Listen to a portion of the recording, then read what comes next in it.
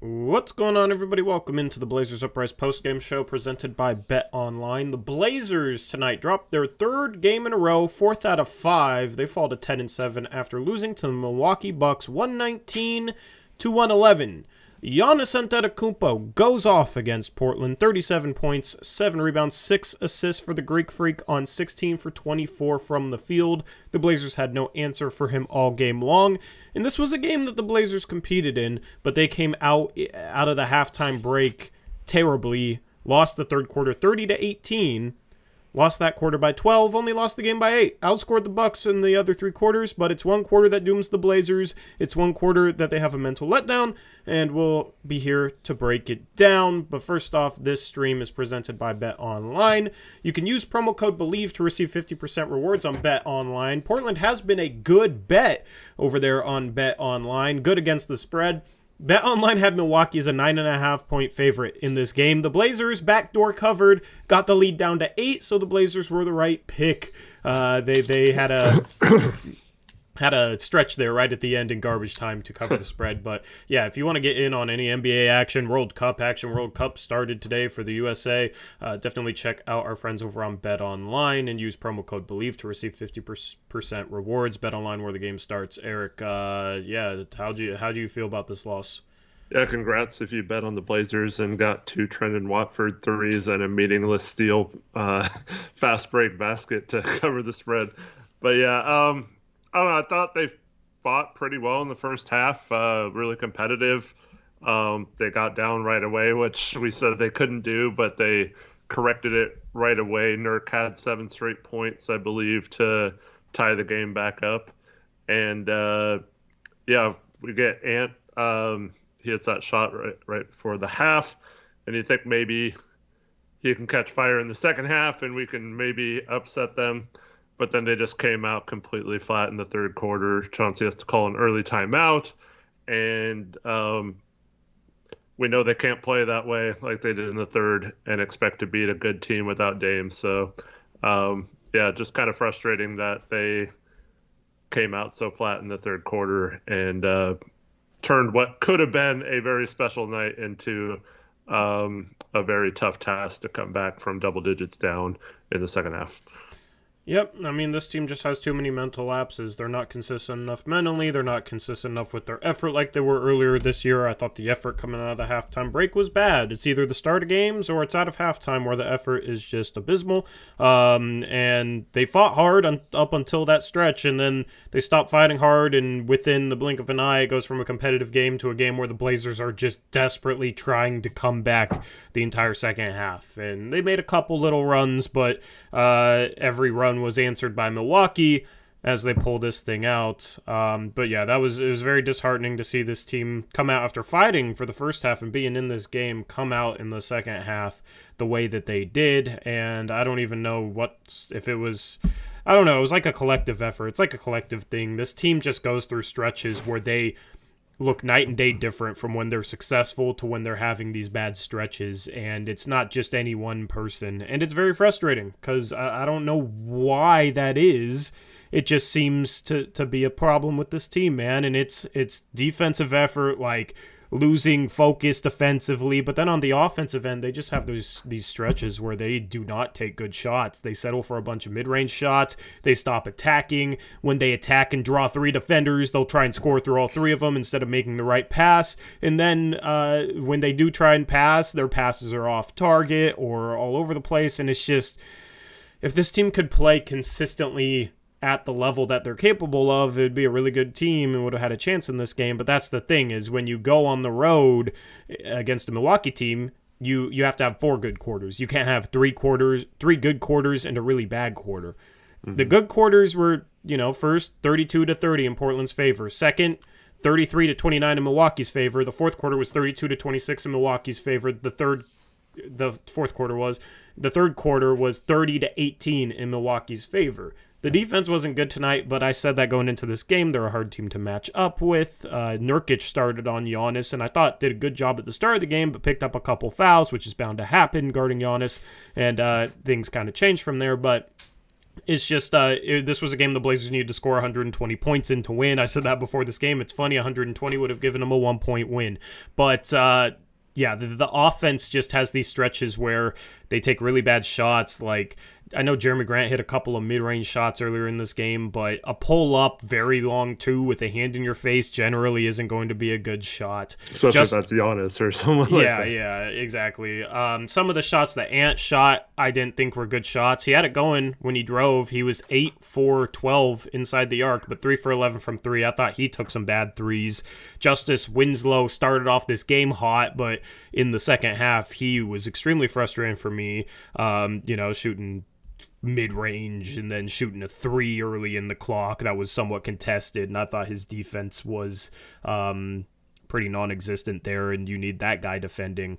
So overall, I mean, these teams just go into stretches where they don't take great shots, and they seem to compound it with defensive mistakes, and that's how you get all these opposing runs, and it's very frustrating. Yeah, giving up 93 points in the first three quarters is a tough recipe to score on. They have a really good defense. I think they were first in defensive rating, if I'm not mistaken, going into this game. So I felt like we put up enough points, especially in the first half, outside the third quarter. I mean, we scored with them really easily, but like you said, you just can't have those moments where you get stagnant and take bad shots, and then they get a long rebound and Giannis is running full steam down the court, and he can finish. Even if you try to stop him, it'll probably foul him, and he'll get and ones and things like that. And so the Blazers just lost focus for a little bit, and it's tough to keep that scoring up the entire game. We got kind of lucky with the amount or the high percentage of those 2-point shots from the mid-range we made in the first half. It's not really sustainable for a full game, and they baited us into taking a lot of them, and it didn't really work out in the second half. Yep. Meanwhile, Sharp was awful tonight in his start for Damian Lillard. 1 for 9 from the field, 0 for 4 from 3. He had 3 turnovers, had 2 assists in 27 minutes. That's a good rate for him, but 2 points. He looked like a rookie out there tonight, I mean, no surprise going up against a great defensive team, but, he showcased some of his flaws, some of the things he needs to work on long term, because he did not provide any positive thing for the Blazers tonight in his 27 minutes. Josh Hart was phenomenal, though. 17 points, 9 rebounds, 2 assists, 7 for 9 from the field, 2 for 2 from 3. I wish he shot more shots, especially considering some of the crap that this team threw up there in the third quarter. It was nice to see him be aggressive. I wanted him to be even more aggressive because he had it going, made both his threes, played 40 minutes, was the Blazers probably, I don't know. Simons had 29 on 12 for 23. He had a good offensive game. Nurkic had a good game finishing the ball, was 6 for 11. So solid game finishing the ball. Started off this game well. But Hart, man, it was nice to see Hart play well, look like the Josh Hart from last year. I just wish he was even more aggressive if he had it going like this. Yeah, it's tough to make a player that's not aggressive even more aggressive than he was tonight, because he shot a couple threes with a relative hand in his face, and he made them, and he took a long 16-foot jumper that he didn't want to take in the first half, but they gave it to him, and he took it and made it. Lamar Hurd pointed out on the broadcast that's a shot you have to take if they leave that open for you, and he took it. So you live with the results there. So yeah, I felt like he was aggressive. It's just hard to make him be even more aggressive than that when that's not really his game. Yep, absolutely. But those 2 early fouls on Nurkic kind of hurt because then he came back in the second quarter and couldn't be as aggressive, challenging at the rim. Drew, right when he came back in the game, Drew was able to drive on him, and then in the third quarter, we started switching, and we just had like the bigs on Drew for most of the second half. And he made some incredible shots, including one from the baseline over the backboard. But he got going because we had the switches on him and had a smaller guy or a bigger guy trying to guard a smaller guy who's quick like that. And he made us pay. And when he wasn't making shots, it left a player like Brook Lopez who can catch the ball and put it in easily under the basket, available for lobs or offensive rebounds. And that's just a tough way to play defense if you're not fighting through those screens.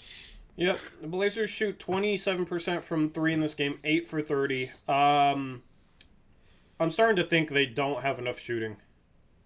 Now, Grant was 0 for 3. He shot the ball phenomenally, so that's an outlier, I guess. Hart 2 for 2 kind of cancels that out, though. But the Blazers have shot the ball really well, like Nas and Sharp in the 40s, and those two guys combined to be 0 for 7. I don't think they'll keep up that level of shooting. But I mean, it's a situation where you just look at this bench, man. The 4 guys off the bench, yeah, they're missing Gary Payton II, but even he's not somebody you can consistently rely on to hit threes. Obviously missing Dame hurts, but you look at the 4 guys that play off the bench tonight: Justice Winslow, Drew Eubanks, Trendon Watford, and Nas Little. There's just not enough shooting with that bench group, and that's the problem. When Dame's missing time and you have to start Sharp or whatever, you just do not have enough shooting on the floor. Watford goes 2 for 2 from 3. We know, I wish we could rely on him to. Yeah, I wish we could rely on him to shoot threes. That would be great. Problem is he hasn't established himself as somebody that can knock down threes consistently in the NBA. So it was a worry before the season. This team has shot the ball well, but hasn't shot many. But a game like this is the type of game where you need guys hitting threes. You need to be able to stretch out Milwaukee's vaunted defense. And if you just hit a few more of your threes, you're in this game despite that terrible third quarter. The problem is you go 8 for 30. And that's with Watford going 2 for 2 and Josh Hart going 2 for 2, right? Outside of those 2 guys, this team was 4 for 26 from 3. Simons goes 3 for 11. Right? So if you take him out, 1 for 15 between Grant, Nurk, Sharp, Winslow, and Little. 1 for 15. Now, obviously, that's cherry picking, but I mean, this just you get 2 and 2 from Hart and 2 of 2 from Wofford, and you still go 8 for 30. It's just not good. Yeah, and that's the problem if Sharp's not hitting, because all this talk about, maybe he can be the starter by the end of the season. I kind of feel like the way he shot the ball so far this year, we need that shooting in our second unit. And up until this game, Little had been shooting the ball well too, especially the last 10 games. But here's the problem with Nas. It could be the start of a month where he shoots 25%. Yeah. I mean, he's definitely been inconsistent in the past, but hopefully he snaps out of that at some point in his career and becomes a more consistent shooter. I don't expect him to shoot like 47%. For an entire year, but maybe in the upper 30s, low 40s. If you can do that consistently, it'd be great. But yeah, unfortunately, hopefully it's just a bad game from him, and the rest is history. But yeah, when you have both Nas, Sharp, and Grant and Nurkic, I think we're our top 4 3-point percentage shooters so far this year, if I'm not mistaken. And they all combined to shoot what you just said, 1-3 between the 4 of them. That's just not going to get it done against a good team like Milwaukee. Yeah, but you know what I have an issue with? You have all this playmaking, right? You sacrifice some shooting, but you have this playmaking. You have guys that can pass, Hart, Nurk can pass, Winslow, right? That's Winslow's whole role. How much did we really utilize Anthony Simons off the ball, coming off screens, backdoor lob set for him, or that sort of thing in this game? Mm-hmm. We didn't. He got going downhill. That's how he had 29 points, an efficient 29 points. He did a good job attacking the paint, knocking down some mid-range shots, but 3 for 11 from 3. But like his 3-point shots in this game, he had to shoot some tough ones, man. Mm-hmm. Like, get him coming off a screen and play off that action. That's how you play without Dame against a good defense. But I thought too often in this game it was too stagnant, a little too much ISO ball, or just like freelance where, it's fine playing out of freelance if you move the ball, if you generate good shots, but I would like to see us use Ant more off the ball, running off screens. It's like you got these guys that can pass and make reads. Put them in a position to pass and make reads. Don't just put Justice Winslow there in the quarter when he won't cut in the fourth quarter. And then, he had that extra pass to Josh Hart who made a 3 off of it, but that baseline cut was there for Winslow. He didn't do it. And then a few possessions later, I don't know how much later it was, but he spots up behind the 3-point line and shoots a 3 that wasn't even all that open early in the clock. Right? It's like you have your playmaker that cannot hit threes spotting up while Ant has the ball. You're not utilizing Ant off the ball enough to maybe get him better threes, and you're not utilizing Justice Winslow and the fact that he can pass, right? So that's the whole problem in a game like this for me, is you can't beat Milwaukee just playing straight at them. And if you rely on too many passes too, they're long, they're lanky, they play good defense. If you have to rely on 10 passes in a possession to get a shot up, that also can be troublesome. I love good ball movement, but at some point you just need to be able to give a guy like Anthony Simons an advantage at the 3-point line and hopefully get him going from the 3-point line. But almost everything for him is off the dribble, or, we get lucky and are able to collapse the defense and get a guy off him, then kick to him. It's like I don't know if we ran a single set in this game with him off a pin down or off a staggered. We probably did, but I didn't see enough of it. He's an athlete. Get him going backdoor. You got to run some better action. Yeah, we had that one play down 9 with a few minutes left. I think it was just like a spontaneous off-ball cut by Ant. Nurk finds him on the backdoor. Ant gets into the middle of the paint and then kicks out to Jeremy Grant for a wide open 3. And unfortunately, Grant misses it, but that would have cut it to 6 late in the game with I think it was 3 or 4 minutes left. That would have been a huge shot. And then, of course, they go down and score, and we're down 11 instead of 6. So that was the only time I remember in this game, good off-ball movement. And that was just it just happened to be he was being overloaded on the side to come to the ball on the handoff, so he had to go backdoor, and it worked out. But yeah, I'm with you. I wish they did a lot more of that kind of stuff. Yep. There's a comment in chat from Alley Oops that says, how can you go from a team that is so connected to a team that feels completely disjointed so fast? I mean, 3 out of the 4 quarters, this team was fine in terms of being connected and playing off each other. The problem was that third quarter. The thing is that third quarter stands out because Milwaukee's such a good team. It basically put us in our graves. So, instead of it being a situation where, maybe they cut into the league, but we're still able to get a win on the road without Dame over the Pelicans. That game kind of went like that. Instead, it's a loss at that point, because you can't afford to have a lull like that. And they didn't start off the game well either. They fought back. I said before this game, they can't afford to start off this game bad. It's just frustrating because these lulls mean that when you're truly playing well, you're eating into a deficit instead of potentially building a lead. You got to build a lead at some point against this team at home when you're missing a guy like Dame, because it's really hard to shoot your way back into it after you have a lull like you do in the third quarter. So, this team, over the last 3-4 games, they haven't played well, but you kind of expect that at some point. I think some of that is Dame not shooting the ball well, but that might be something with roster construction where maybe you need another shooter. But the problem I have, Eric, is we're not seeing guys cut anymore. Mm-hmm. That's the number one thing that I think is missing from the start of this. Sharp's not cutting like he was. Justice Winslow's not cutting like he was, and he has no excuse because that dude can't hit a 3 he can't shoot, right? And it's just some of the stagnation comes from these guys don't cut when the defense is collapsed or their guy isn't paying attention to them. We just got guys standing behind the 3-point arc. Guys got to cut. And we've lost that. So offensively, it's the shots, we have to have Hart hit 3s, and we have to have Ant hit contested jumpers, and we have to hit the difficult ones because we can't get easy ones because guys don't cut. So that's the biggest thing I think is missing. Yeah, and it's just, we know Chauncey wants them to cut, right? He says that all the time. I don't understand why it just disappears for long stretches or full games like that. It makes no sense to me, because that was one of the biggest reasons why they were so successful earlier in the season was the movement off ball was really good. The cuts were well timed, especially from a young rookie like Sharp. He was making great cuts. Seems like this game he was more just floating around the perimeter, not really moving towards the basket at all. So yeah, somehow Chauncey's got to get that back instilled in them if they want to start playing like they were earlier in the season. Yep, and I see a comment that says cutting is not the problem. Holiday and Giannis scored whenever they wanted. I mean, Holiday was 7 for 14, 17 points. I wouldn't say he scored whenever he wanted. Giannis 37, obviously, but I mean, what do you do? What do you do? He's the best player in the world.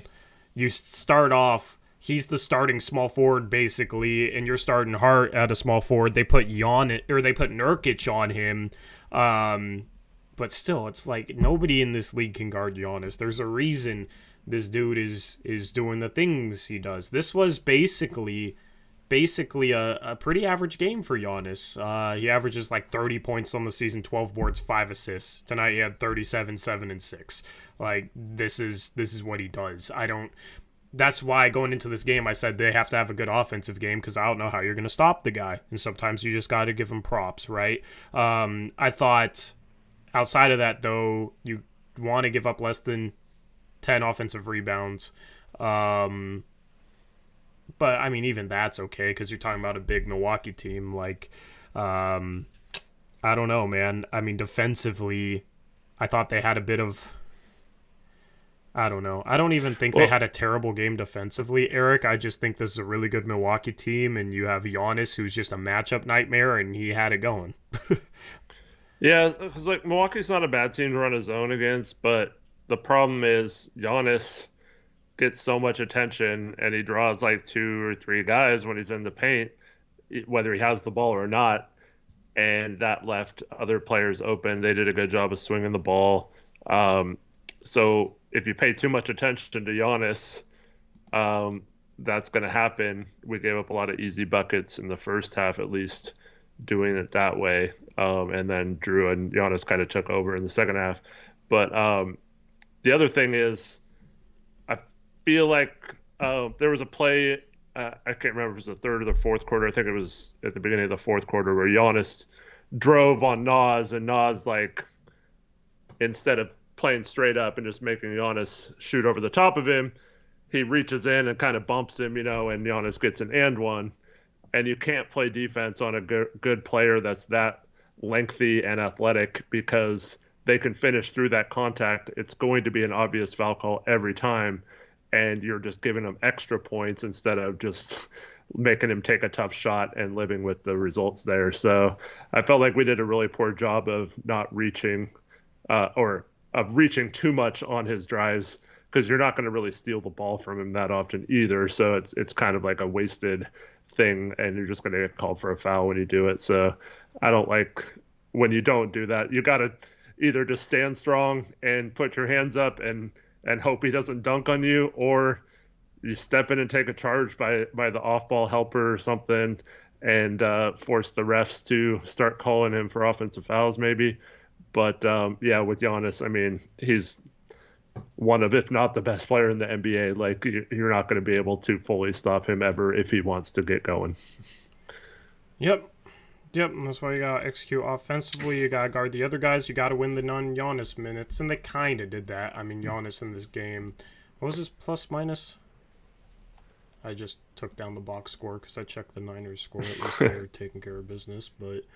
it's plus 19. Yeah, so they outscored Milwaukee by 11 in the non-Giannis minutes. I mean, some of that was garbage time, but, they even did that. So, I don't know. It's just offensively, you can't go into these lulls. You have 15 turnovers tonight. Josh Hart had 4 of them. Sharp had 3 of them. Nas had a couple. Like, how does Nas have 2 turnovers? I don't remember his exact turnovers, but... he's one of those guys that shouldn't be turning over the ball much because he doesn't really make plays for others. He just kind of like straight line drives or shoots. He had one where they threw it to him around half court trying to push the ball, and he had like a bunch of traffic around him and lost it. I don't remember if the other one was a travel maybe. Yeah. They called on for shuffling his feet. My only issue with the defense right now is we're making on possessions we make good rotations, and then players like Hart, Winslow, Nas are getting beat off the dribble by players that shouldn't be beating them off the dribble, and that's causing a lot of breakdowns in our defense. And then everyone gets out of position. But there was at least 3 times in this game where Hart just lazily closed out on a kick out, and the guy just drove right by him, around him, and then he was out of the play defensively. So those are the kind of things that just kill your defense against a good team, because you're playing good defense, and then one of your players just like stops trying for a second, and then all of a sudden they get an easy shot because of it. And that was driving me crazy a little bit tonight with those 3 in particular. Yeah. You gotta have your good on ball defenders be good on ball defenders. Nas has not been good on the ball this year, man. He just seems like a step slow in terms of just reacting to things. Winslow, dude, like, I'm starting to be bothered a little bit because the things that he does well, the little things he does well, I feel like he's not doing them as much as he did last year or to start this season. The 2 main things is cutting and then like being that good on-ball defender. How much do we even see him up against Giannis? I don't know, but like he had like there's one play that really stands out to me, and we were in a zone, but the ball gets kicked out to the corner, and he's basically there to contest the shot, and Grayson Allen just gives a half-hearted pump fake, and Winslow just like jumps out of his shoes and then doesn't make any effort to even get back in the play, and Grayson Allen hits a floater, goes up 12. It was in the 4th quarter. Just like stuff like that.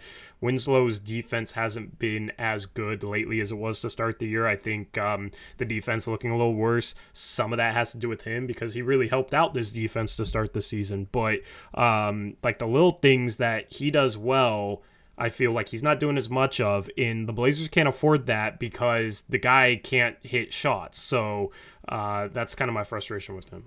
Well, if you think back to like the first game against Sacramento Kings, where did he excel on defense? It was being physical in the paint with Sabonis, right?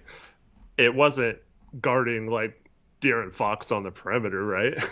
But like he stood Sabonis up several times, and it was a perfect matchup for that situation. But as we've gone on, the last few games in particular, we haven't really played small ball with Winslow at the 5 much. We've played Nurkic or Eubanks almost exclusively at the 5. And so Winslow's at the 4, so he's not guarding the other team's big man. And then on top of that, he's starting to get hunted a little bit in those matchups. I went back recently. I actually watched the whole game, like pausing every play and like breaking it down, the Jazz game. Yeah. And they actually, in the 4th quarter, when him and Eubanks were in the game, they didn't care. They were hunting both of them in the pick and roll, and Clarkson was going right by him. And right by Eubanks or right by Winslow? Well, both of them, but Winslow too. But that's something that if we're going to play a small lineup, he's got to be able to stay in front of those guys. But he's giving them their dominant hand and just letting them drive. And so like Winslow's got to do a better job of staying in front if he gets matched up, because he's pressing up too much, and that's allowing quicker guards to go by him. But the other teams are starting to recognize that, and it's starting to hurt our defense because they know when those 2 are in the game, they can just run a pick and roll. We're going to switch it, and then they can get those guys isolated and get to the basket. Yeah.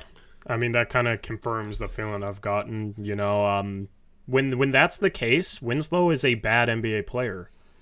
I mean, I'm harder on him than other people, but you're just talking about a dude that's not accounting for tonight's game because Basketball Reference doesn't update for a while, but going into tonight's game, 38% from the field, 42% from 2, and 24% from 3. True shooting percentage going in is 44%. That is horrifically bad.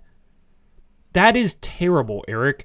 And if he's not doing the little things like he has to have a huge impact defensively to outweigh that. Yes, he can make the right pass and whatnot, but we didn't even utilize him as a passer. He played off the ball and then isn't cutting and is spotting up, and it's just he's not helping the team when he plays like this. He's actively hurting the team. So that's the thing. That's where my concern came in with Justice Winslow being a part of the rotation, is he has to do so many other things well to offset the fact that this dude just can't hit shots, that I don't know if he can consistently do enough things well to offset that and have a positive impact. That was my thing with it. He did it to start the year, and it was part of the reason why this team played so good.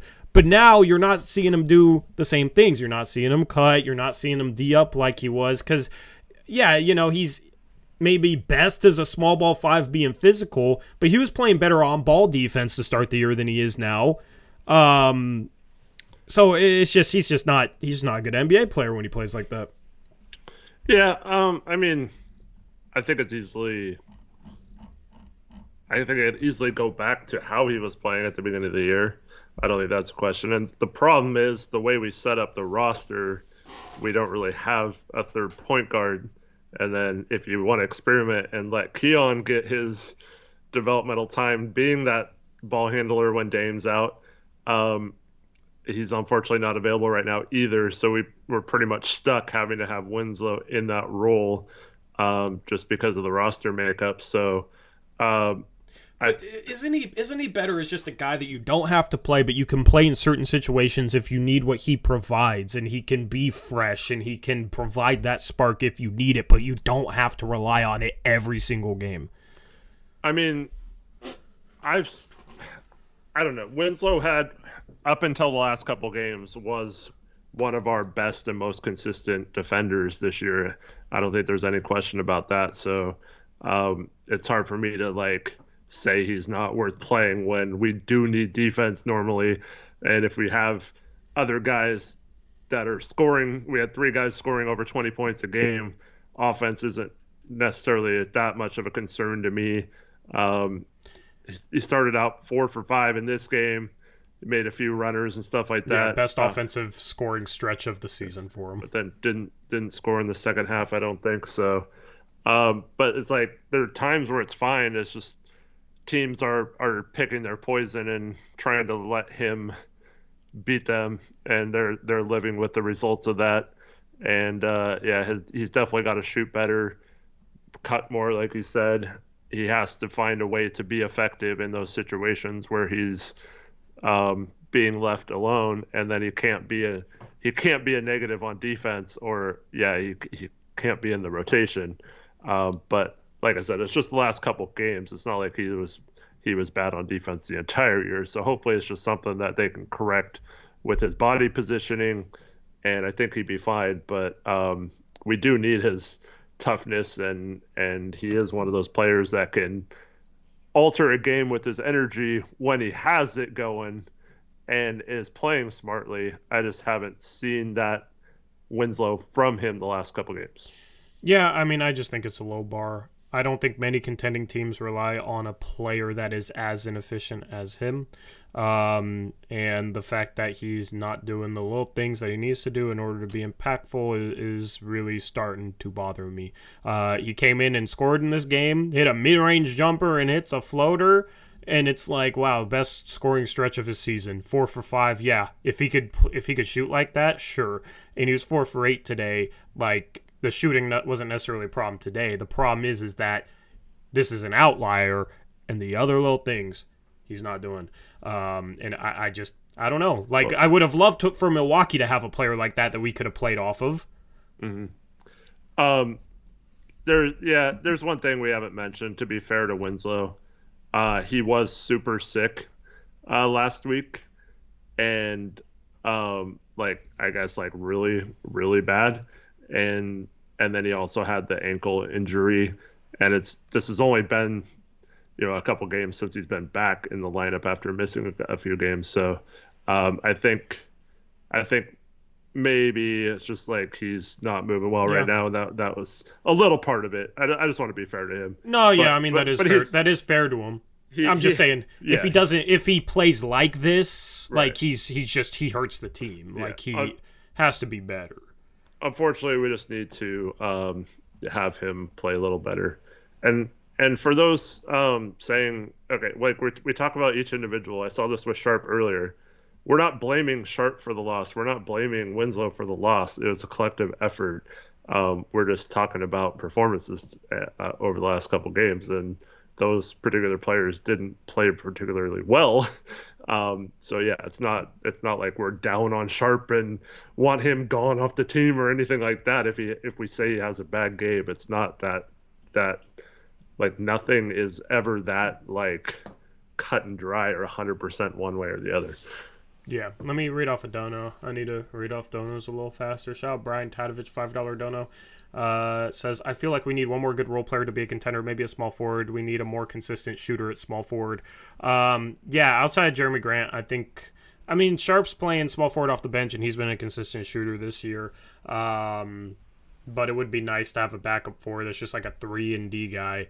I don't really think we need Winslow's playmaking a whole lot, and I think we might need shooting more than Winslow's like playmaking, which honestly I think is a little overrated. But but that's the thing. That's what the season is for, to figure out where your deficiencies are, figure out what skills you need, figure out how to best round out the team for the playoffs. So trade deadline will come around, and we'll have a better idea.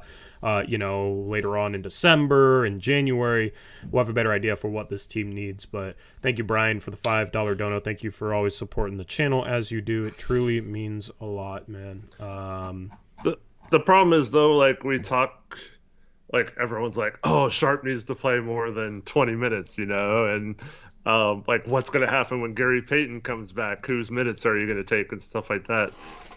If you add a different role player, another role player, I get what you're saying, that maybe a different player that has different skill set than the ones we have would be nice, but it's tough when we have so many players that are possibly not playing well because they're not playing enough to get into a rhythm. And if you add more players to the mix with another role player, it's tough because we have someone who could possibly be a good role player in Jabari Walker on the bench, who seems to do all the little things that we talked about, could possibly be a good 3-point shooter if given a chance. And he doesn't have any path to getting any minutes on this team. So it's tough. But what's the goal? Are we trying to contend? Like, we can't worry about, is Justice Winslow or, Nasir Little or so-and-so getting enough minutes off the bench if we have a better option out there that makes sense to go out and get, like. But I'm saying, like, when Peyton comes back, right, that's going to cut either Winslow or Nas minutes automatically, most likely, right? Yeah. So, one of the two. We're already talking about... We're already overplaying our starters, though. Yeah. Hart played 40 minutes tonight. Even when this team has been healthy, we're overplaying our starters. Yeah, agreed. Like, you can't play the starters as much as some of the starters have played. Like, Simons plays 37 minutes tonight. I mean, every game Dame plays, it feels like any game that's close, and he doesn't get hurt, and he's played 38, 39 minutes. Like, you gotta be able to rely on guys on the bench, so that you don't have to play Dame and all these starters 37, 38 minutes. Now, the starters have struggled, and they're still playing. The starters have struggled during this losing streak, and they're still playing a ton of minutes, so maybe Chauncey, in general, just needs to trust the bench a little bit more. But, I mean, I don't know. Like, if the goal is to contend and Nas isn't a better option than something that's out there, then you replace Nas. Like, that's the thing, is we've always looked at it from a building perspective, and like we need to build towards the chance to contend. So you want to get a guy like Nas minutes so he can develop and maybe be a better trade asset or just a better player that can actually be a part of a team building towards contention. But that's the thing is are we still in that mode, or is the West wide open enough, and is this team close enough where it's like, okay, well, if we go out and make a trade, it's with the idea that we will go on a run in May and maybe play into June, right? So that's kind of my whole thing is I'm not worried about like Jabari Walker having a path to playing time if we're talking about contention or that sort of thing. I wasn't saying like Jabari should be playing over anyone. I'm just saying like we possibly have someone who could fill that role if needed. But my point with Nas is, I mean, we know he's averaging like 14 minutes. I know he played more tonight, but it was something like 14 minutes a game headed into this one. It's like, I mean, you know this from playing. When you were coming in and only playing a few minutes a game, and if you don't play like amazing, like you're not going to get another chance outside of a few minutes a game. Like it's tough to necessarily, develop or be your full self on the court. It's not an excuse or anything. I'm certainly not excusing anyone's play because you have to be ready to step in no matter what your role is. But like, it's just hard for me to know whether Nas could actually be that if he was given a legit role like some of these other people, like a Winslow seems to get no matter how he plays on the court. Like if Nas was given that kind of leash, would he be better than he is right now, or is mistakes just preventing him from doing that? Like it's I don't know what. I mean, he's been okay offensively as a role player. The problem is that his on-ball defense is nowhere near where it was last year. And like early in the season, after he came off, the core surgery and whatnot. Okay, I understand that, but it's at the point where I want to see some improvement. I thought the past couple of games, like his off-ball defense was better. Like he was just more solid, not making as many silly mistakes. So I thought he improved a bit. But on the ball, I don't know, man. Like, I still haven't seen what I need to see. He gets switched on to Giannis, and Giannis drives, and he just looks slow reacting, and then he just pushes both his arms out and just runs into him. It's like he has not had a good season on ball defensively, and at this point, it's like, okay, well, you should be better on the ball defensively since you're not playing, 20, 25 minutes where you're getting gassed or anything. You're playing, 15. You should be able to play with enough effort to be a go on ball defender because you have the capability of doing that. Like physically, he has that capability. I don't know if it's mental or if it's technique or what exactly it is, but I just don't see that fixing itself if he gets more minutes. Yeah, unfortunately, he has been bad in that area this year. Part of me wonders if it is like coming in cold off the bench and not playing a ton of minutes, and then you have like 3 or 4 chances in those one-on-one isolation on ball defense a game, and it just stands out so much more because it's only like if he had like hundreds of reps by now in this season, would it be improving, or is something wrong with him, like you said, mentally or physically, where he's not capable of doing it right now, and that's why he's only playing a little bit. But what is that? If it's mental, I'm worried because I don't really know why he should still be mentally struggling to just defend on the ball, right? Like, to me, it's like you can watch all the film you want on defense, but until you get the reps to actually learn on the court, like, oh yeah, he was I remember a good now. I can't defender last year. So how did he like unlearn? I mean, I don't think he's unlearned. Like I said, he's just coming into the game cold. Like most of his good stretches last year were when he was playing big minutes or starting at one point in the season and had like a lot of time on the court to like he got warm in warm-ups, was able to come in and play. I mean, I'm not excusing any of his play. He's been bad on that end. But I don't know. It could just be the injuries and stuff have zapped some of his athleticism, and he's not as quick as he used to be, and that might be concerning as well. But yeah, I don't know. But I mean, I don't know. Like if he needs to start in order to be a good on-ball defender, then he's probably not a rotation guy because he's not good enough to start, and he needs to be a guy off the bench that brings energy in terms of being able to like come in and play good defense on the ball. Gary Payton II, that's why I'm excited for him to debut, because last year he would come off the bench for Golden State. He'd come into the game and you could feel the difference with him on the court because of how he played defensively, because of the energy he brought. Despite the fact that he was coming off the bench, he came in the tone shifted a little bit. He'd come in early if a guy was doing well offensively, and he'd come in and make them really work for their shots. That's something the Blazers could use because stars have gone off against the Blazers. De'Aaron Fox, Luka Doncic, Giannis tonight, right? Like, that's the thing, is my hope is that Nas can be that guy. So I don't know, the whole, maybe he just doesn't, needs to start, needs to have playing time. No, I don't know. Like, maybe that's the case, but if that's the case, that's bad. Because he needs to be that guy that comes off the bench and changes the complexion of the game because he's an athlete. But then also, like, he shot the 3-ball well this year. If he can be that guy and a 3-and-D guy and provide energy on the defensive end and good on-ball defense and then just be okay off the ball, he comes in and he will consistently give you somewhat of a spark. But I don't know, like, the on-ball defense, he has not looked anything like himself last year, and it's just sad. Well, let's hope that Gary Payton, who had the same surgery as Nas, didn't also have his athleticism sapped, because if he does, maybe that will explain things. Yeah, I mean, but with Nas, it just almost seems like his effort ain't the same. It could be the recovery, but like, at what point is he supposed to be recovered? We're over a month into the season. He played to start the season.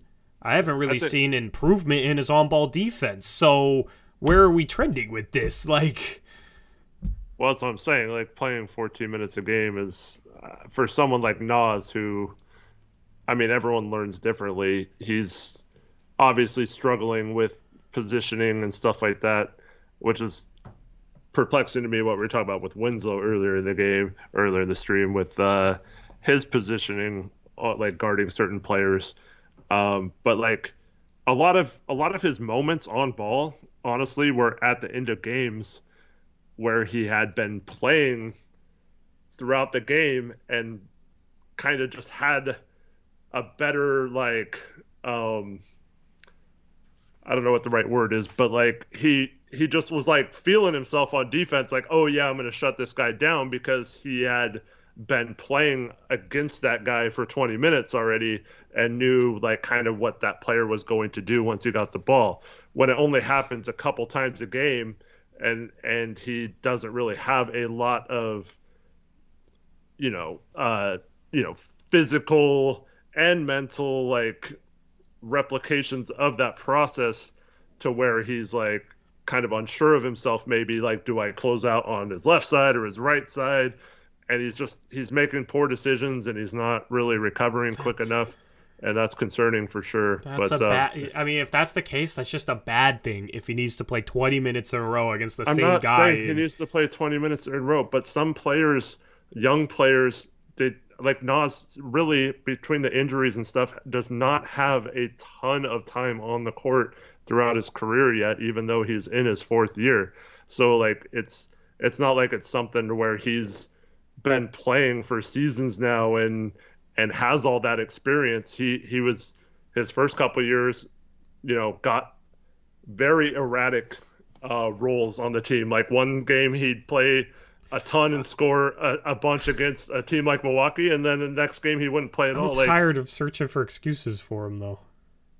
I'm not using excuses. I'm just saying he does not have a lot of reps on the court to be a good defender in the NBA yet. That's just not something that is possible for some people. They need to be out there. Like Sharp's made a ton of bad defensive mistakes the last couple games.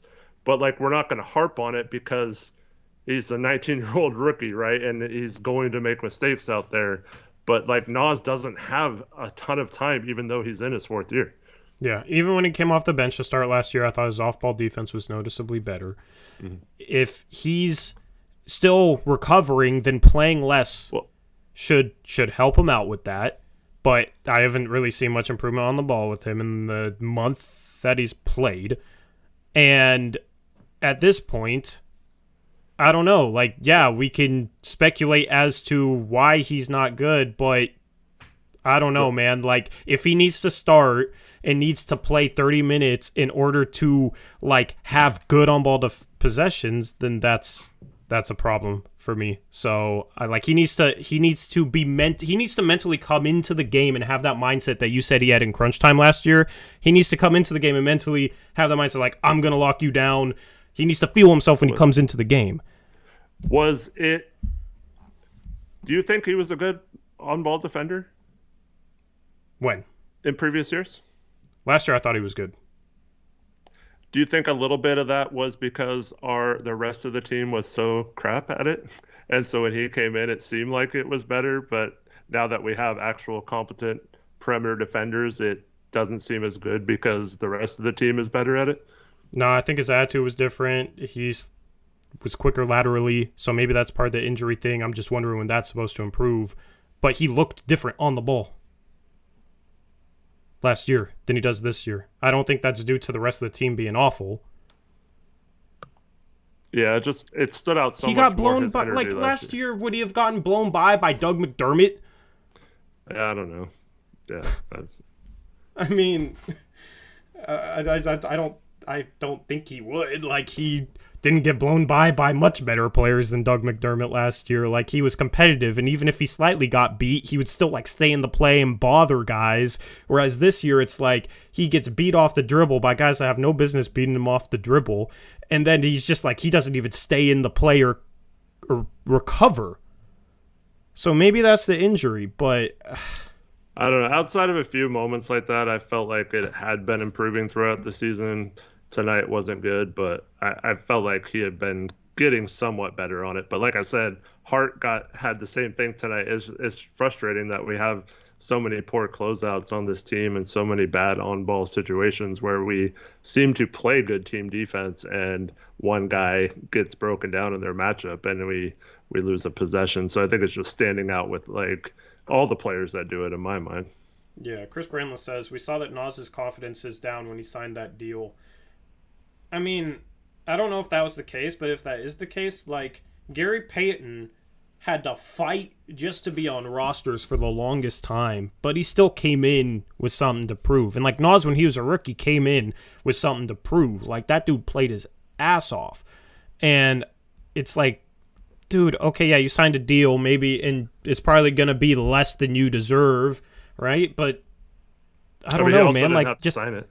He also didn't have to sign it. But shoot, like, I don't understand him lacking confidence on the defensive end. Like, you're an athletic freak, you know? I mean, just come in there with the attitude like you're gonna lock guys down. It just seems like he doesn't have that like, I don't know, this is cliche, like surface level analysis here, but it's like he doesn't have that swagger defensively that I felt like he had last year.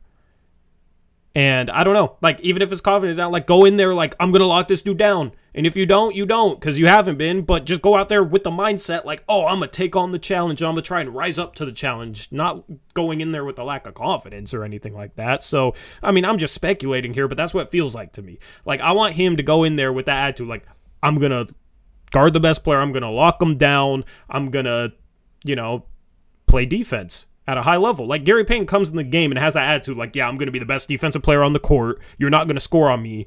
And it's almost like he takes it personally. So that's what I want to see more from Nas, just having that attitude. And even if it's the injury, you can still come in with that attitude. Even if it's a thing where he still needs to recover more. I mean, you're playing 10 to 20 minutes a game. A lot of games you're playing 14, 15 minutes. Okay, well, you should at least have the energy to be able to come in the game and just, like, be that guy in terms of having that level of energy. So that's why it's like, if he needs to play 30 minutes to have that level of energy, I just don't really understand that, because I do agree, like, some of his biggest moments came against DeMar or, like, Kyrie in crunch time after he'd played a lot last year. But it's like, he just needs to have that energy about him all the time, because this team has these lapses where they lose that. You need guys to provide that off the bench. The problem is right now, like, Justice didn't provide that off the bench today. And, he's sick, so I'll give him a pass, right? But Justice hasn't been providing that lately. Nas ain't providing that lately. Like, who's providing that off the bench? Drew is the only guy providing that level of energy off the bench. Yep. And, well, to the mindset thing, I mean, it's not clear to me if he like changed his mindset at all. I mean, it could just be he's not performing. So like the McDermott play you talked about, like he's running at him thinking I got to prevent this 3-point shot, and so it's like he's playing it like that, and that allows McDermott to get by him. It's not like, oh, I'm going to keep my feet in front of McDermott and not let him get by me. That's like a different mindset when you're closing out on a shooter like that. So like it could be that he does have that mindset. He's just not. I mean, he just doesn't have. He's just not making the right decisions mentally in terms of how to defend players, and it's not working out for him. And then he gets beat, and then he gets down on himself. But yeah, it's definitely something that he just looks a little different on the defensive end than he did last year. And unfortunately for him, if he wants to get more playing time, he's going to have to fix that. Yeah. I mean, we just talked about last season. We need guys to set the tone. Now we have guys that provide effort more consistently, but it's starting, I don't know, it just feels like it's starting to wane. Maybe it's fatigue setting in from being in the season, but that should be the case for every other team, right? So, like Hart provides that. I mean, Hart played hard today. He makes defense mistakes, but the dude plays hard. The problem is I don't know. I think you need GP2 as well in GP2 to provide that spark off the bench. I was hoping that it could be Nas. Like that's, I'm not criticizing his offense. He's been really good offensively this year. I hope the shooting remains consistent, right? Like he has an 0 for 3 night, and to me it's like, oh no, is this going to be the start of a slump? Because he'll have a hot shooting month, and then he'll have a terrible shooting month, and a night like this just makes me worry if we're going from the hot shooting month to the terrible shooting month, right? But going into this game, he's shooting 44% from 3, 51% from the field. Like, I've asked for him to play more. Offensively, he's had the best career of his year, he's having the best season of his career so far.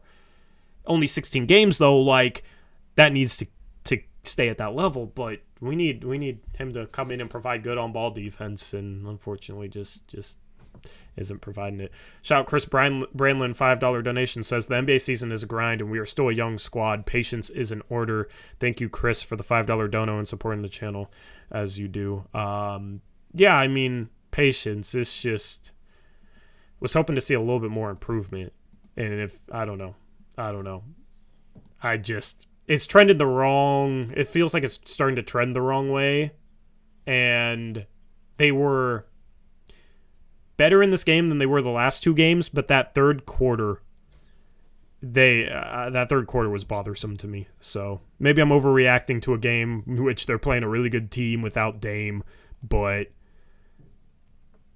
you just have to keep that same level of effort, same level of attention to detail up consistently. They did that in some games to start the season. They just shot themselves in the foot with like either a bad shooting night, which they would still win because they, played hard defensively consistently throughout an entire game. I just feel like the defensive effort level isn't the same, and that should not be the case. I actually think he's been okay off ball this year, which is weird. He had a big block in the Spurs game. He sparked a run by having that big block and a drive. Like maybe it's just a case where he's focusing so much on improving off ball because he thought on ball was fine, and that's making his on ball defense suffer. But I mean, if you're just defending the ball with a guy right in front of you, I don't know how that would distract him. So it's just. I don't know. I mean, NBA players are good. You have to know tendencies just to be a good defender. Yeah. You can't just be quick. Like you have to be athletic. You have to actually understand what they're trying to do and they're most likely going to do in those situations. It's just like he's not in as much of a stance. And then guys start to drive, and he's not like sitting down and sliding. He's almost like upright, and he turns. Like, that's the biggest issue, I think. In that play we were talking about with Giannis, like, Giannis started driving, he was slow to react, and then instead of, like, trying to meet Giannis at the spot, he just ran into him. So, I don't know. It's, maybe some technique and whatnot. It's just, like, I want to see him get in a stance, because that's the thing. When you notice his big defensive stops last year, Eric, he got in a stance. Like, he got low. And they say low man wins. If you're lower, you have more leverage, you can absorb contact easier, but it's also the best position to be in to laterally slide your feet quick enough. It's harder to slide laterally quickly if you're not in a stance. That's why if you've ever played basketball, you're coached, get in a defensive stance, right? He's not, I feel like he's not in as much of a stance. And when he closes out, he's just upright, like kind of almost running by guys. He's not getting in a stance, stutter stepping his feet and getting low and getting a hand up and then trying to slide with the drive. It's just like the basic techniques of being a good on-ball defender seem to not be there as much as they were last year. But that's the thing, going back to your point, where it would be almost a situation where he'd be feeling himself and I'm going to lock you down. When you're feeling yourself and you're guarding someone, you're like, I'm going to lock you down. Like, you slap the floor, you get in a stance, like... Colin Sexton style. Yeah, that's a part of it, right? Yeah. If you don't have that attitude, you're not going to probably be in as much of a stance. So, I don't know. That's my thoughts on that. Good conversation. Shout out Brian Tadovich, Ardono says, Keon gone, losing streak, anything there? I don't know what you mean by anything there. Hopefully Eric's there, because it's lag. I don't know if it's on my end or his end. Are the City Connect jerseys bad luck? Maybe. Maybe we need to wear red jerseys. Because we've, worn these 4 games in a row? None of them have gone well, even the win against San Antonio. Eric Brandt is lagging. Billups interview? Does Billups say anything worth listening to? Because the last interview was just not enjoyable. Because he didn't really say anything. Are you back? Hello?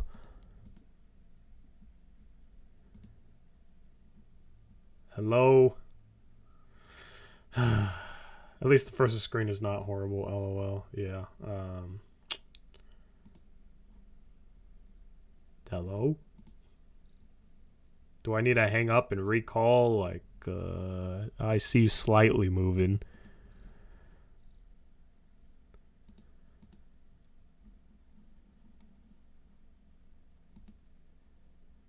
That's on Eric's end, right, chat? I'm not lagging? Yeah, I don't think I'm lagging. I can't hear you, but you're kind of moving. Let me end the call and recall. Yes, we use Skype. I'll mute the ringtone, though. Some of you guys want to hear it, but not gonna play the ringtone. It would blare. Hello? Okay, cool. You're not a robot anymore. Just good old lag. All good. Not your fault. Yeah. Yeah, it happens. Yeah, you're fine now.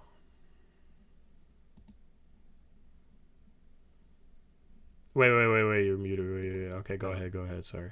I muted for the Skype ringtone. Didn't want to deafen people with that. But sorry, everyone. Internet went down for a second. But all good. To the person talking about, like, do we ever blame coaching? Okay. No, I'll let you say it. What? Go just stop watching right now. Go watch the last 2 post-game shows. That's like pretty much all we talked about was the coaching mistakes, and then prior to Chauncey, they were that was like all we talked about. So, yeah. People just I don't know if people are new, but or not. But yeah. Well, no, it's people don't tune in as much for losses, is what it is. Mm-hmm. Which, I understand, but it sucks. But then it's like they'll tune in for a lost post-game stream. They've probably watched all 10 post-game streams where we've won, or like 8 out of 10, and then they've only watched like 1 post-game show where we lose. So then they come in and we haven't talked about coaching yet, and it's like, do you guys ever talk about bad coaching? Because they haven't heard it, because they've only listened to wins. Or there's the opposite. There's people who only see shows after we lose a tough game, and then we're whining on here, and then they say, all they ever do is whine. Yeah, and they think we're only negative. Yeah, never have anything good to say. So, honestly, man, like, I care about how stream's doing stuff. I'm trying really hard not to be bothered when this team loses, because I know it's, the whole atmosphere around the post-game show is different and whatnot. We like to provide analysis and talk about wins and losses. It's just, from the whole content creator stuff, man, I'm like trying not to get down when this team loses. Like, I'm down as a fan, but it like compounds itself when there's just many people out there that won't tune in for a loss, unfortunately. I understand it. I'm not saying they should or should not do anything. You know what I mean? We're just gonna put stuff out there, and whatever people want to watch is cool. It just definitely sucks because I care about it. So anyway, thank you to those of you who tune in during losses and show some support and like to hear us complain more than you like to hear us happy or whatever. I don't know. And the thing about like the cutting and the stagnant offense and things like that, like the hope is you have examples of that. If you're a good coach, by the end of the year, those problems should be less and less. Those periods where you go 6 minutes or so without scoring a basket and it's all like ISO bad shot selection type stuff. Like hopefully those diminish as the season goes on. So to me, I mean, yeah, you would love to never have those examples and film to show where that is happening. But if you're a good coach, and I'm hoping Chauncey will be, like he has those examples both of himself now the last few games making some poor decisions towards the end of games, and now his team being super stagnant on offense for long stretches over the last handful of games, and we haven't played well in any of them. So like, hopefully he keeps hitting those points home, and then by, game 50 or so, instead of Chauncey having to yell at them to cut, they just do it naturally because they have it ingrained in them to do so. It's the same with like off-ball positioning, rotations, the way you close out, the way you box out, things like that. So all those kind of things are things that if you're thinking about them in the game, it's not quite as quick. And so like, even if you think about it, you might have missed your chance to get that cut that was open a second before you thought about it and stuff like that. So hopefully down the road, we see improvement and we're not sitting here talking about all these things, 40, 50, 60 games into the season like we are right now. Yep, absolutely. It's always funny to see people that are like 5 minutes behind because you can still type and live chat. So it's always funny to get the mute like 5 minutes after, you were muted for a second or whatever, because that just means they're 5 minutes behind. That's always funny to me. But now that person 5 minutes from now is going to listen to this and be like, oh, wait, I'm 5 minutes behind. But yeah, I don't know. Like, that's the thing. If you want to criticize the coach, like, come here and say what you think he did wrong or think he should have done better. I'm definitely down to listen because I don't really know what else Chauncey was supposed to do today. I think this one's kind of on the players and also on the fact that they played the Milwaukee Bucks. But if you think there's something he should, without Dame. But if you think there's something he should have done, I'm happy to listen and think about it and consider it. That's what we want more of. The thing is we give people crap for when they come into chat and just say things that make no sense, or like, Nurkic can go 8 for 10 and like rebound the ball well and play good defense, and they'll always come in chat saying Nurkic is just way too soft. Like, what does that mean? Like people just toss around that word and it's surface level stuff. So if you come in with actual basketball reasons talking about coaching, we're always down to hear that. That's the type of stuff we want you to do. Even if we disagree with it, that's the type of conversations we want to have, and that's the type of stuff that I like seeing in chat, even if I disagree with it. I just don't like seeing the so-and-so is soft, or, Chauncey's a moron, or, like, I can't have a conversation about that stuff, right? Did you catch the new, I'd never seen this, the creative way to blame Nurk for this loss tonight? Oh God, what was it tonight? Oh, someone in chat, I hope they were being sarcastic, but it didn't seem this way. Was it Beerus? Beerus was being sarcastic. No, I know Beerus is sarcastic. I'm not paying attention to his joke. It wasn't Beerus, okay? Because he just said, "Don't go there." I'm calm. No, someone else blamed Nurkic for purposely not setting good screens or giving the ball back to Shaedon Sharpe tonight, and that's why Sharpe had a bad game. I saw that I earlier. Actually, I can't make just that remembered. up. Yeah. Yeah. Like that.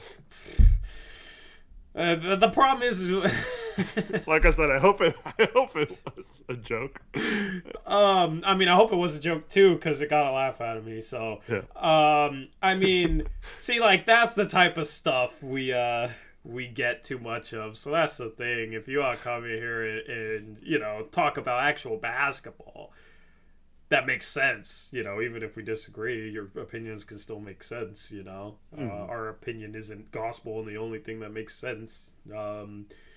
Then I'm all game, because oftentimes it's too much of that stuff with from certain trolls or people that disagree with us, and then we'll give people like that crap, and then they're like, oh, they're so mean. So James is the one we're having the conversation with about the coaching. He says, yell at them to cut, maybe run a few alley-oop curl screens to Shea or Eubanks. Don't mind losing, but offense looked horrible second half especially. Actually, yeah, I kind of agreed with the whole curl screens, but I wanted it for Simons too, because Simons' 3-point shooting in this game, 3 for 11, that's okay, but you want to get him hot. He had a good game driving the ball, but you want to try and get that dude open threes, especially when you're struggling for shots. And the problem is I don't think I actually talked about this earlier. I don't know if you missed it. I don't think that he's utilized enough coming off curls or staggered screens or pin downs or that sort of thing. And especially with his athleticism, not getting a single back screen as well is kind of frustrating. And that applies to Shaden as well. So, we agree on that, but the whole thing is like he might be yelling at these guys to cut and they're not cutting. I don't really know. Yeah, unfortunately, when we're missing players, you can't just take them out if they're not doing it as easily, because we don't really have a lot of options tonight. But he is the coach to put an address on it, so I mean, I can't rule out that he's yelling at them to cut. Stotts, you could, because it was obvious and it was different. But I felt like we did. This is going to go against that Nurk is to blame, but there were at least twice or two of Shaden's shots were, I believe, where Nurk got the ball around that free throw line and Shaden did curl on a handoff and was wide open on those. One, he stepped back and shot a 3, and another he shot like a 15, 17-foot shot, and he missed both of them. I mean, so those were those kind of actions for Sharp. Yeah. He just wasn't making them. But to his point about backdoor cuts and lobs, there was none of that kind of action tonight. And we've seen how that action kind of packs in the defense to have to worry about that. So even if it's not resulting in an alley-oop dunk or some sort of special play from Shaden Sharp, I think just having him cut down the baseline or get a back screen will start to get more defensive attention and gravity throughout the season, and that could be nothing but good things.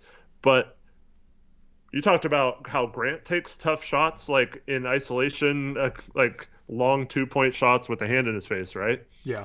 Why not have him come off one of those curl screens, get the same exact shot, only maybe he has a little bit of separation from the defender on it, instead of having to dribble into it and pulling up right in someone's face. Yeah. Honestly, I know Grant hit a couple mid-range shots today, but it's starting to aggravate me a little bit, some of the mid-range shots he takes. He posted up against a smaller player, and he just shoots a turnaround fadeaway out of the post like he's LaMarcus Aldridge. Dude, just when he goes strong, he's very good. Mm-hmm. It's just don't settle if you have a mismatch advantage. In the first half, he did, after he made his first couple, I think, jumpers, and then he missed a couple, and then the next time he took it off the dribble, but then he got blocked by Brook. The next time he drove right again back at him and then made a nice adjustment in the air to finish over the top of Brook. So he was doing that a little bit. He has taken the ball, or at least tried to the basket on occasion this year. The one play that stands out the most is the one where he broke Zion off the dribble and then dunked on 4 people. But yeah, I agree. Get more aggressive going to the basket and not settling for those shots.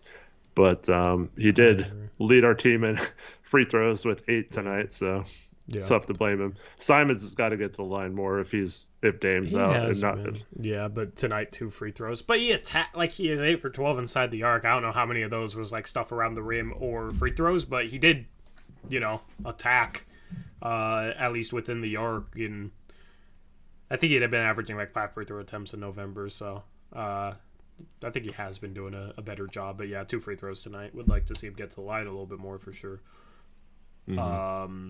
But I don't really want to. I don't know. People were saying Chauncey interview. You guys said Chauncey interview last stream, and it was a bunch of nothing. So, yeah, I don't know. I don't really want to watch it. I was planning on signing off soon. By the way, don't look at the standings because it's sad. But also, let's talk about the standings at the same time.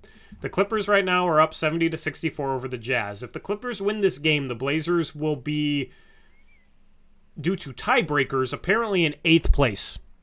I don't know if it'll reshuffle. They'll be tied for like 6th. They'll be 6th, 7th, 8th, all 10-7. The Pelicans, Grizzlies, and Blazers are all 10-7. The Clippers are 10-7 right now too. The Blazers are in 7th.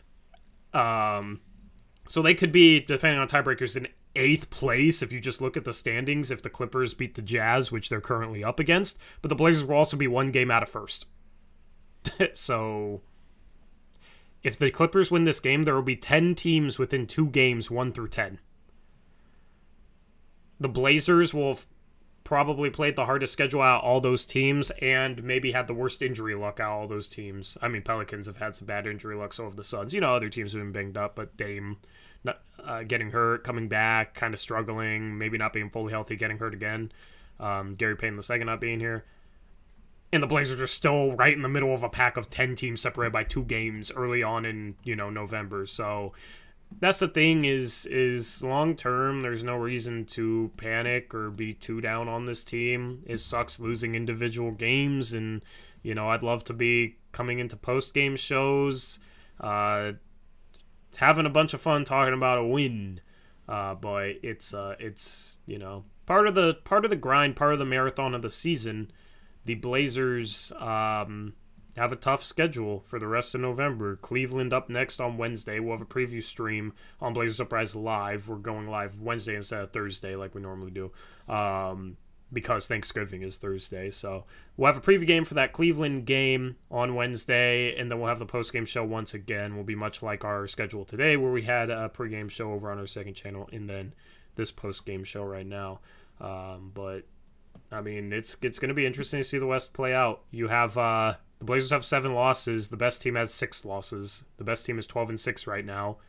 After this, the best team, if Utah loses, the best team is still going to be Utah at 12-7. We're going to be 10-7. If the Jazz lose tonight, they'll still be number 1 with the same amount of losses as us. So nothing to panic about, but definitely frustrating to see the team kind of regress a little bit in terms of some things that we saw early on this season. Well, that's why that home stretch of 3 games was so important, knowing this 4-game winning streak, and that was before even we knew Dame was going to be out. So definitely needed to take care of business at home and didn't, and now has the potential to snowball. I don't know. We do have to keep in mind that we played the Milwaukee Bucks tonight and didn't play like awful or anything. That's the thing. It's like, okay, we'll have maybe the easiest schedule starting in December for the rest of the season, and we'll have more home than road games, and we get healthy. Like, even if we snowball and end up 11-11 coming out of November, that's still not a bad thing. We're still fine. And the thing is if they're a 2 seed or a 6 seed, that doesn't matter as much as this team finding consistency in terms of doing the things that works for them. Because if they're a 6 seed, but they are able to consistently play like how they played to start the season and consistently do the things that have worked for them, then they could go on a run to the finals as a 6 seed. The West is that wide open. If they're a 2 seed and they don't do that, they might lose in the first round. So obviously you want to avoid the play-in, but it's mainly just about finding that style of play. Obviously trying to get a high seed, but the style of play really matters, and that's why it's disappointing again like this, kind of getting away from some of the things that worked in the first half in this game. The first half I think was fine. A tough team to stop from scoring the ball. Third quarter came out, energy was not good. 18 points in that quarter, no chance of winning after that pretty much. So that's really what I'm focusing on. Yeah, absolutely. Just got to find a way to win some games. Opponent has a lot to do with that. Cleveland's going to be really tough. They have 2 really good forwards and 2 really good guards, and we don't play guards well, so it'll be really interesting to see which one of those 2 goes off on us, but we'll talk more about that on Wednesday. Brian Tadovich has a $5 donation. He says, last question, did Chiefin really cross you over and then windmill dunk on Eric? Is that what he told you, Brian? I'm sure he probably told you that. Chiefin. No, that dude won't even show up to play Eric one-on-one, so. I've invited him to play numerous times, and he's always either not responded or had some excuse to. Or said he'll go and then has an excuse. Never asked me, like, hey, I can't this time, but would you want to play on this day at this time? And I would be like, sure, man. Where do you want to meet up? But no, it never does that. Yeah, so. And then shout out to Hyperprime. Sorry, Hyperprime, I thanked him out of order, but appreciate you and how often you support the channel as well. Thank you for the $5 donation. Says, trending with the last 2 3-pointers made me think we would come back. We were so close to a dub, I swear. Yeah, got it within 8, made the score look better than it was. We were down like 16 when he hit the first threes with like a minute left, so I don't think it was that close to having. Can he just shoot and hit threes when the game is in the balance? Well, in his defense, he didn't really. Those was only 2 threes he shot. So I know, but the dude, would love for him to be a threat, is what I'm saying. We need shooting. Well, there's another player that recently came back a few games ago and hasn't really gotten consistent minutes, or he's not really sure what his role is going to be on any given day, and that might be messing with him a little bit too. Yeah. But you got to be ready. Yeah. Just Oh, no. Yeah, you got to be ready. I don't think he's been, terrible or anything. Yeah. So. And he's been mostly playing at the 4, which is tough for him. Yeah. Trent is just a hard player to figure out, I don't know, where he can be a positive value. I don't think he's necessarily been terrible. He's just an undersized 5 with some dribbling ability, and I don't know what his best role is defensively. I'm still kind of figuring him out as a player on the NBA level, because last year we saw a lot of him, but for a tanking team, it was kind of hard to judge. So this year is kind of our first chance to truly judge him as a player. So, we'll talk about him more the more he plays in the future. And, anything else for this post-game stream, Eric? Thanks, everyone, for watching. Hope to see you on both streams on Wednesday. Yep, agreed. And the easiest way to support us is by leaving a like or subscribing if you haven't already. Also, you can become a channel member by clicking that join button below. If you become a channel member and you're in our Discord, let me know so I can turn your Discord name green so you stand out. Just like people's names are green in chat. Those are our channel members. Shout out to them. Appreciate all of you and appreciate everyone who donated. We'll be back live with 2 streams on Wednesday before there's no basketball on Thursday, which will be kind of nice. But we'll see if the Blazers can get a win over Cleveland. If they get a win over Cleveland, everything will be okay, right? So things can change fast in the NBA. We've seen that this season for this team. But, just as fast as it can swing from positive to negative, it can go negative to positive. We'll have you covered. Make sure to follow us on Twitter. Links description box below. Same with the second channel link, which will be live on Wednesday for probably 3:15-ish Pacific time, and then Discord as well. Final words? Thanks, everyone. Have a good night, and I was going to say happy Thanksgiving, but we still have Wednesday. Yeah. I felt like I was forgetting something, and I was thinking earlier happy Thanksgiving, and then I realized that. So. And my guy, Karani Mac, I love Ibubaji more than anyone in this world, but got to chill with the comments, man. Spam and chat with Ibubaji for hundreds of messages. I know. You're talking to the biggest Ibubaji fan out there, too. Yeah. But, yeah. Anyway, Zach says, wait, Eric. Okay, we'll wait for you, Zach. What's up, Zach? Wait Energy... to wish a happy Thanksgiving, or wait because you have something to say? Yeah, I don't know. Energy warning says Parker C on Discord. Yeah, energy warning. I'm talking about for channel members, because I make YouTube channel members. I give them the channel member role in our Discord, so that's what I was saying. Because I've said that before too. Is if you're a channel member, let me know your Discord name so I can add you as a channel member. And then I had like 3 people that weren't channel members. Let me know. It's like, nah, I said channel members, but Zach says, hi, Eric, you too, Tori, that is all. Thank you, Zach. Well, hi and goodbye. We're out of here. Hopefully everybody has a good rest of their night and a good Tuesday tomorrow, and we'll catch you again on Wednesday with a couple streams.